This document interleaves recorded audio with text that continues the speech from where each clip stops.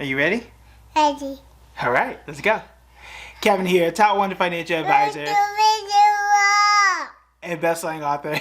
We are here to talk about the stock market. Well, we got some interesting news because Black Friday was apparently a record where consumers spent $9 billion over the weekend. And on an average day for shoppers, Americans spend anywhere between $2 to $3 billion. And in just Black Friday in and of itself, we, consumers, spend about $5.9 billion. That's a lot of money. And again, this brings back the question of confusion when it comes to whether or not we're going into a recession and how we're supposed to play the situation as investors. Because again, remember, if there is a recession and there are layoffs, which we do know, particularly in the tech space, you don't really spend that much on the holidays. At least that's what you would assume. We know that the reserves that Americans have built up from COVID are starting to dwindle down, and most of us are pessimistic about what we think is going to happen in 2022. Again, if I am assuming there's going to be a recession, I'm saving more, right? I'm battening down the hatches and just getting ready and careful in case something is to happen and people went out and shopped. Now, there's no shame in that. I got myself a TV. Okay, so I needed the TV downstairs, so I only got one. I'm going to pick it up today. But aside from all of that, it kind of brings back that picture of like, what is really going on and how can we as investors kind of position ourselves to be in the best spot possible. And then also when it comes to how interesting this whole situation is, I'll want to double check my numbers here. Target, the company that I have been bashing for the majority of the year, is actually beating the S&P 500 over the last 6 months. Now, if I zoom out a year, different story. But if I look here over the last 6 months, and I'll put this on the screen as well, over the last 6 months, Target is down 1.1% compared to the S&P 500 at 3.2%, negative 3.2%. So it's doing, I mean, again, both these numbers aren't great, but I mean, negative 1% compared to where Target was earlier when it was down 20 or 30%. Now, if I go out for a year, this graph drastically changes where you see that the S&P 500 over the past 1 year is down 12% compared to Target at negative 32. However, you will note, though, at one particular point, Target is looking to take a sharp turn upwards. Now, again, that's not enough for me personally to say that I'm going to invest in Target. I'm not changing my position on it at this point in time. When the chart changes, when the company's fortunes change, then I'll change my thoughts about it. But it's just, again, just really interesting how in just a short time frame, Target is seeming to get on the right direction and consumers are following and saying, look, we're still spending money, which could suggest again that there may not be a recession in 2023. My personal position, I can't call it. I literally do not know what direction it is, but however, I'm investing really kind of in the middle where I'm choosing companies I know will be good long term. I know Apple is having some struggles, especially in China. We can talk about that perhaps tomorrow, depending on what happens tomorrow.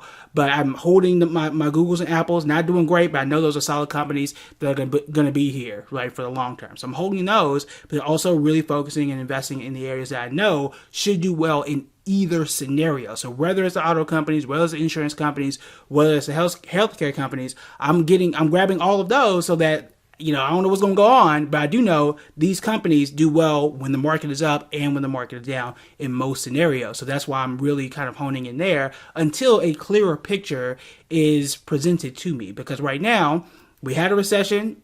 By definition, I still haven't heard an official announcement. I don't know what's taking so long. And then we had a positive quarter of GDP. You've got inflation. You've got interest rates. You got inflation slowing down, but still historically high. So you're seeing all types of stuff all across the market, and then all types of bankers and CEOs and experts and all types of stuff. Again, Target themselves just last week said that we don't think we're going to get the type of holiday sales that we thought we were going to get, and people are not spending money.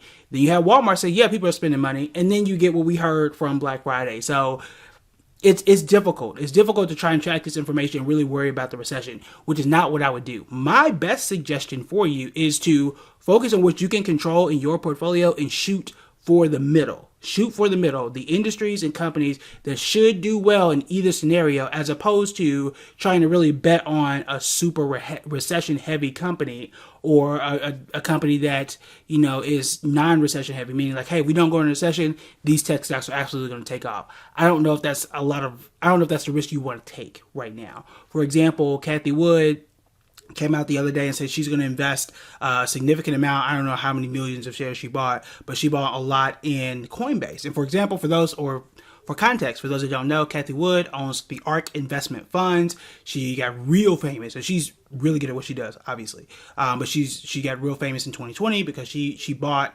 Square and Tesla and a lot of stocks that were up like 80%. She was like the golden child of that particular year. And her job when it comes to creating these ETFs, ARKK, I believe is one of the flagship one there. She's trying to find these new innovative companies. And then again, she bought a lot of Coinbase. Well, if things are great in 2023 and the economy expands and we kind of get out of this inflationary cycle and all this kind of stuff, then I think Coinbase could do well. But the risk there, I don't know if I want to risk that, right? It's already down 80%. How much further can it go? I don't know, right? Especially in crypto when it's just a question mark when no one knows anything officially. So we'll see. But for me, I think for most investors, shoot for the middle. You got solid dividends. You know the company's going to be there, right? Regardless of what interest rates and potential recession and inflation could do. That's where I would like to be. And until we find out what happens in 2023 and the chips are kind of on the table a bit more, I think it's going to make it a lot easier to be more aggressive to say, this is exactly where I'm investing. And this is exactly how I know that this particular field is going to do well. We've learned a lot in 2022, including that there's always something out there that we did not expect, Russia and Ukraine being one of those, which is still going on, even though it's not necessarily in the news cycle as much as what it was 6, 7, 8 months ago. So it's still a thing. Oil is still a thing, even though gas prices have gone down a bit. So there's a lot to consider. We do still expect more interest rate hikes in 2023, and we'll see how that plays out. I would assume that we're going to continue to see a slip in inflation in terms of how fast it is moving up, which we have seen over the last 2 or 3 months. So again, we'll see. The other good news here, and I will likely put this on the screen too, as I'm kind of typing it in right now. We also know that the market is up about 10% from October 1 to where we are right now. So you should be able to see this on the screen. So yeah, it's actually up 12%. I'll get rid of target. Anyway, y'all see it on the chart here, but in the purple line you see there, the S&P 500 up 12% since October 1. So things have started to trend in a positive direction. So again, market seems to be going in the right direction, which is historically we've talked about, whether it's midterm elections or just from October through April, it just happens to be up anyway. So we'll see. I think the best case scenario, again, shoot for the middle and continue dollar cost averaging. I think that's the absolute best thing. And the last thing I'll say here is for me, what I did today, because the market was down at 1,500 points, I finally went in and got me a few shares of GPC, Genuine Parts Company, a company I've been talking about forever, as well as AutoZone, as well as O'Reilly's. I'm doing a swing trade here, so I'm not going to hold on to it forever, but I'm going to get me what I hope to be a little bit of change, because it was down today.